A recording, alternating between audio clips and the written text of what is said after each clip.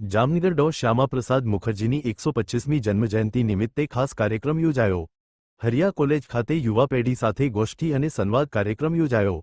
Oswal education charitable trust દ્વારા કાર્યક્રમનું આયોજન કરવામાં આવ્યું। રાજ્યના શિક્ષણ મંત્રી રીવાબા જાડેજા કાર્યક્રમમાં ઉપસ્થિત રહ્યા। ડો મુખર્જીના રાષ્ટ્રહિત, અખંડ ભારત અને અંત્યોદયના વિચારો પર ચર્ચા થઈ। યુવા મોરચા અને મહિલા મોરચાના હોદ્દેદારોની ઉપસ્થિતિ નોંધપાત્ર રહી। ડો મુખર્જીના આત્મનિર્ભરતા, શિક્ષણ અને સ્વદેશીના વિચારો આજે પણ પ્રાસંગિક હોવાનું જણાવ્યું। નવી શિક્ષણ નીતિ અને ઉદ્યોગ સાહસિકતાને વિકસિત ભારતના વિઝન સાથે જોડવાની જરૂરિયાત પર ભાર મૂક્યો।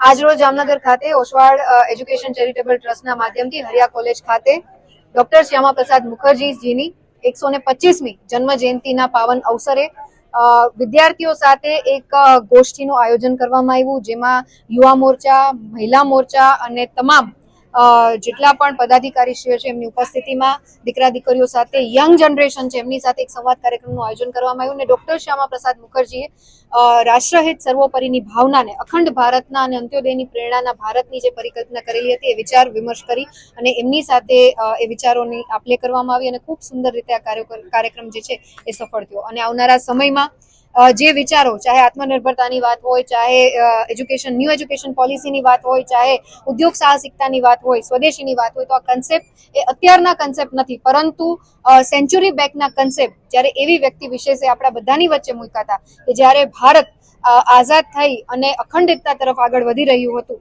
ત્યારે એ વિચારોને પુનઃ જીવિત કરી અને આવનારી પેઢીને વિકસિત ગુજરાતથી વિકસિત ભારતની પરિકલ્પનામાં જોડવાનું જે કાર્ય આજે 150મી એમની જન્મ જયંતિ નિમિત્તે કરવામાં આવ્યું છે, ત્યારે હું ભારતીય જનતા પાર્ટી, જામનગરની યુવા મોરચાની અને મહિલા મોરચાની પૂરી ટીમને હૃદયપૂર્વકના અભિનંદન અને શુભકામનાઓ પાઠવું છું। જી, એક આ ફરજ છે અને શિક્ષણ વિભાગનો એક એનું ઉત્તરદાયિત્વ બને છે કે આ પ્રકારના વિદ્યાર્થીઓને કેટર કરવા અને બને એટલું રીએનરોલમેન્ટ શક્ય બને એ માટે ગુજરાત સરકાર માનનીય મુખ્યમંત્રીશ્રીના નેતૃત્વમાં અગ્રેસર છે।